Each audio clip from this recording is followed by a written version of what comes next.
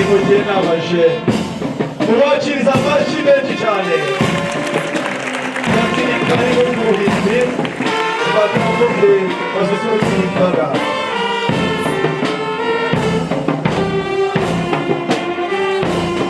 baserukanye ubuntu ikimenyetso ikitubwira ko twaba mu ruguru twafite umwijima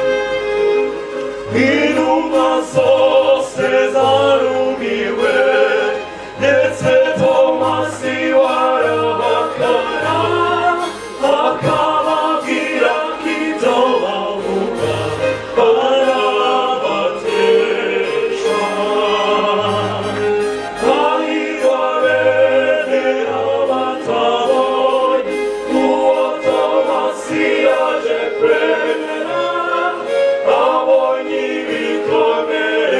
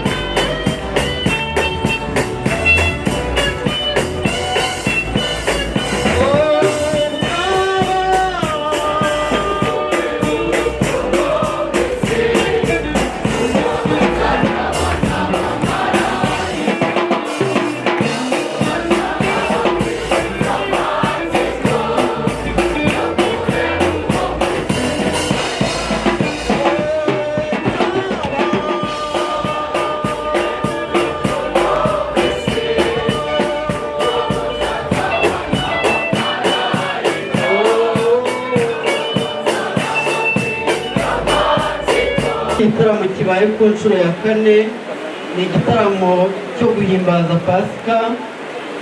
Muri uyu murwa wa Kabgayi rero abaririmbyi n'abakunda muzika bangejeho icyifuzo y'uko hari ibitaramo bibiri byajya biba buri mwaka muri uyu murwa wa Kabgayi. Ibyo bitaramo ni igitaramo cya Noheli tukacyita Et Incarnatus Est Concert, abo tuzavuga Et Incarnatus Concert. Noneho mu gihe cya Pasika tukaba dukora icyitwa Et Resurrexit Concert. Ibyo bitaramo bibiri muri uyu murwa wa Kabgayi tukifuza kuzabigira ngarukamwaka. Buri mwaka nk'uko mubizi mu bitaramo nk'ibi tugira abaseminari tuba twarakurikiranye. Ubundi hano twiga amasiyanse, twiga imibare, biologie, chimie na physique nk'amasomo y'ibanze, ariko tukagira na muzika, ariko tutemerewe gutangira impamyabumenyi.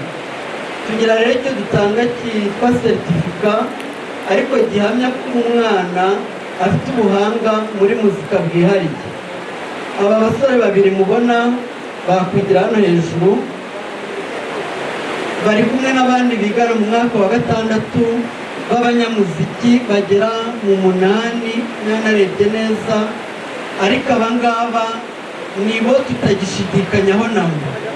Abandi nabo barabizi, ariko baracyafite twinshi twababwiye kugenda bakuza, ariko aba urwego bagezeho rurashimishije ku buryo twumva izo certificat bazikwiye, n'uwazayibona akaba yabizera. Hari Ishimwe Cyusa Aime, uyu nguyu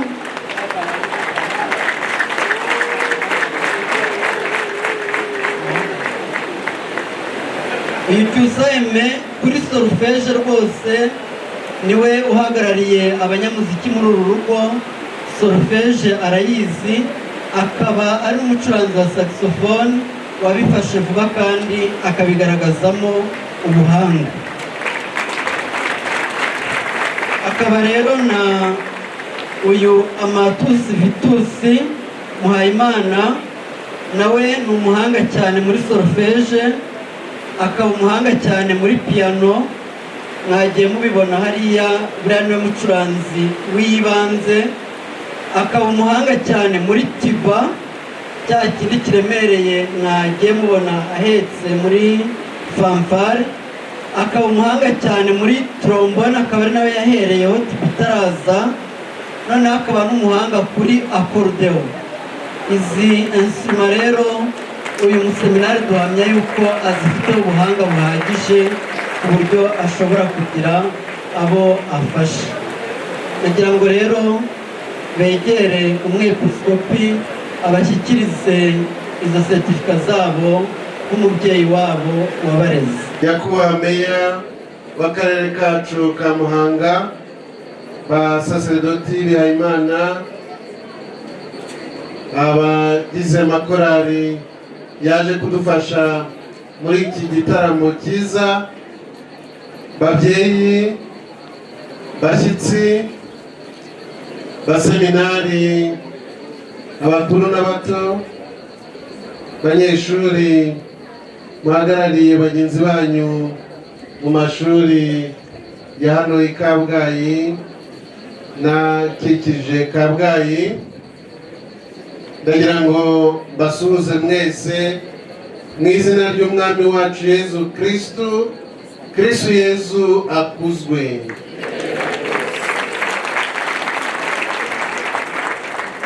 Abapueri cantores baturirimbiye Zaburi 118. Uyu ni umunsi uhoraho yigeneye, nutubere umunsi w'ibirori n'ibyishimo. Uyu ni umugoroba uhoraho yigeneye, nutubere umunsi w'ibirori n'ibyishimo. Reka nongere mbisubiremo, ntangaze inkuru nziza y'izuka ry'umwami wacu Yezu Kristo. Yezu Kristo, jambo w'Imana wigize umuntu, abana natwe. Yezu Kristo wasangiye natwe akabisi n'agahiye. Yezu Kristo wababaye, wabambwe ku musaraba, arapfa, arahambwa, nubwo ku munsi wa gatatu arazuka nk'uko yari yarabivuze. Bavandimwe, iyo ni inkuru nziza irimo kwirangira muri iki gitaramo cya Pasika. Pasika tumazemo hafi ibyumweru 5. Yezu Kristo rero ni muzima. Yezu Kristo yarapfuye, arazuka. Aleluya, aleluya, aleluya.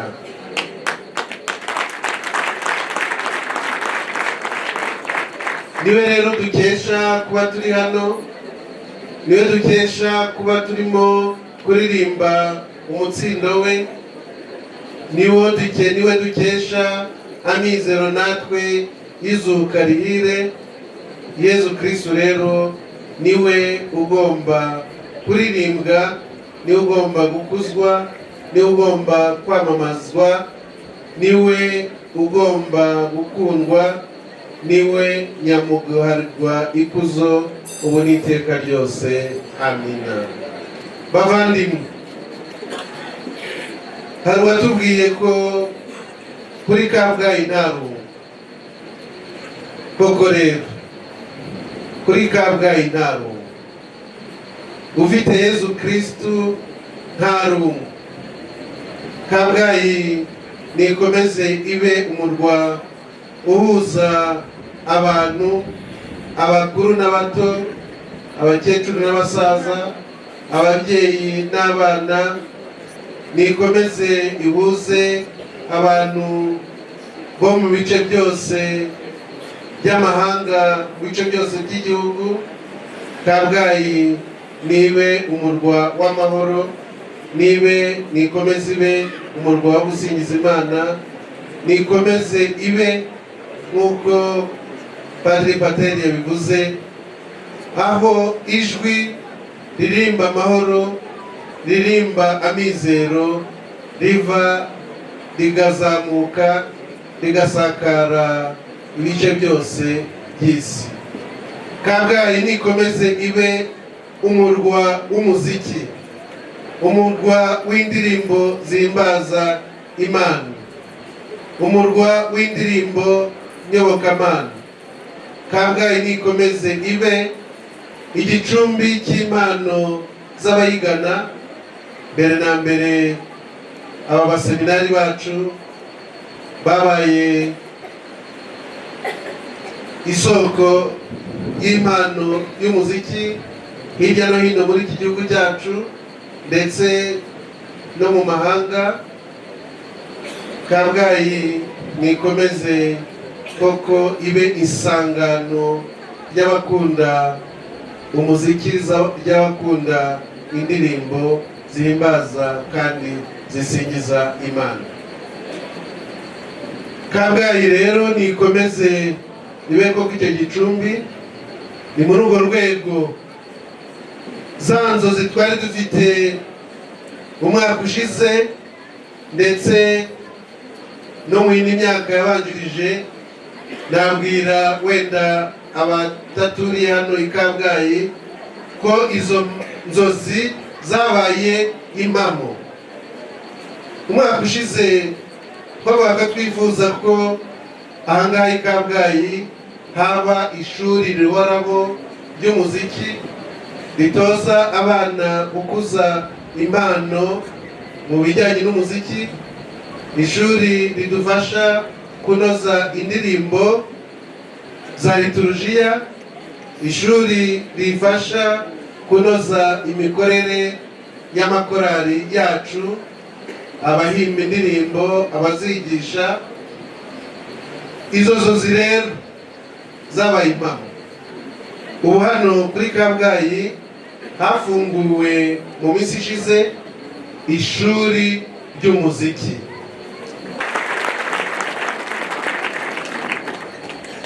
Iryo shuri ubu ngubu ryatangiremo abana basaga 150.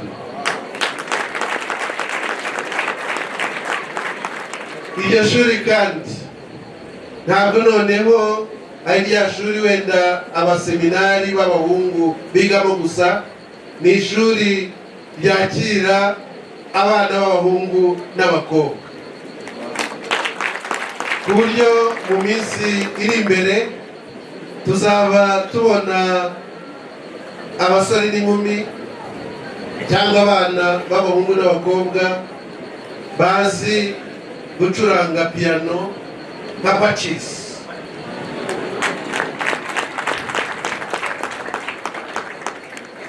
Ni ishuri rero rizakomeza impano kandi ntabwo rireba gusa abana batoya, ahubwo rizakira n'abakuze n'abakuru, rizakira abayobozi b'amakorali, rizahugura abacuranga inanga n'ibindi bikoresho by'umuziki, rizahugura abafite impano yo guhimba umuziki n'abandi.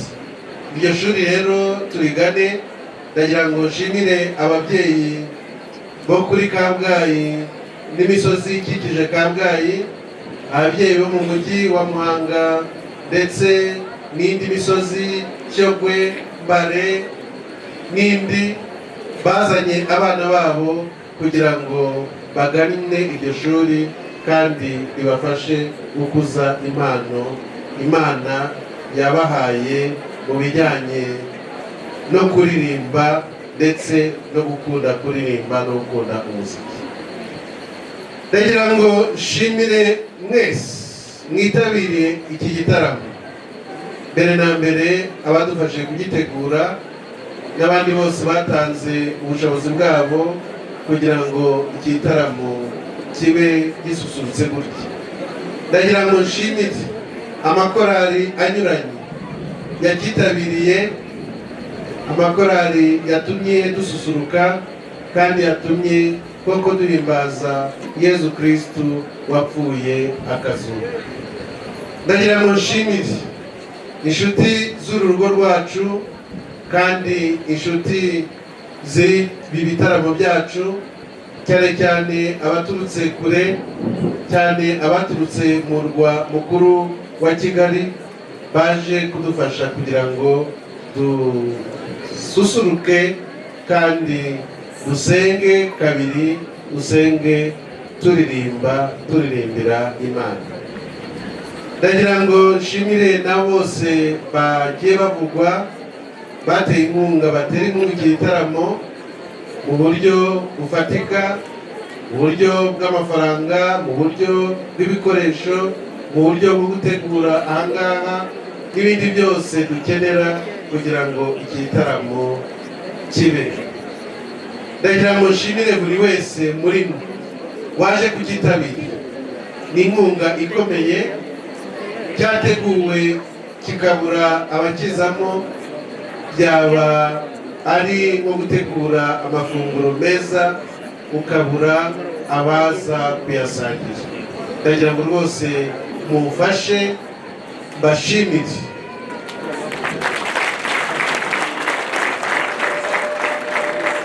Hari icyifuzo cy'uko nyine igitaramo cya Noheli, igitaramo cy'indirimbo za Pasika, ibyo bitaramo byombi bigomba kujya mu muco w'umuziki hano kuri Kabgayi.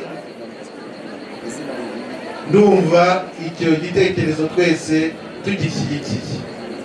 Tumaze imyaka 3-4 duhimbaza ibyo bitaramo byombi, cyane cyane igitaramo gihimbaza Yezu Kristo wapfuye akazuka, ariko n'igitaramo cya Jambo w'Imana wigira umuntu akavukira kudukiza, nacyo ubwo ngubwo kigiye umuco uhoraho muri ino gahunda yo guhimbaza Imana. Tuzabishyigikire rero, tuzabitera inkunga, kandi gutera inkunga ibyo bitaramo natwe ni ukwitera inkunga, ni ugufasha twifashije, kuko nyine mwumvise yuko ari uburyo bwo gukuza impano, bwo guhimbaza Imana, bwo gusenga, bwo gusingiza Imana, kandi n'uburyo bwo guhura nk'uku nguku kugira ngo twubake amahoro n'ubuvandimwe. N'abatsindiye rero ndagira ngo bifurize amahoro y'Imana, amahoro ya Yezu Kristo wapfuye akazuka. Muzi ko indamutso ye nta yindi, ni indamutso y'amahoro. Nimugire amahoro mu mitima yanyu, nimugire amahoro mu buzima bwanyu bwa buri munsi, nimugire amahoro mu miryango yanyu, nimugire amahoro mu mishinga yanyu, nimugire amahoro mu butumwa buri wese asohoza aho Nyagasani amwohereza mu kazi kanyuranye, mu butumwa bunyuranye, mu murimo, mu butumwa bw'iyamamazabutumwa n'izindi nshingano zose Nyagasani aduha, kugira ngo dufatanye twubake isi y'amahoro. Ayo mahoro ya Kristo wazutse abahoreho, kandi muyasangize n'abandi bose, cyane cyane aho muza guhura.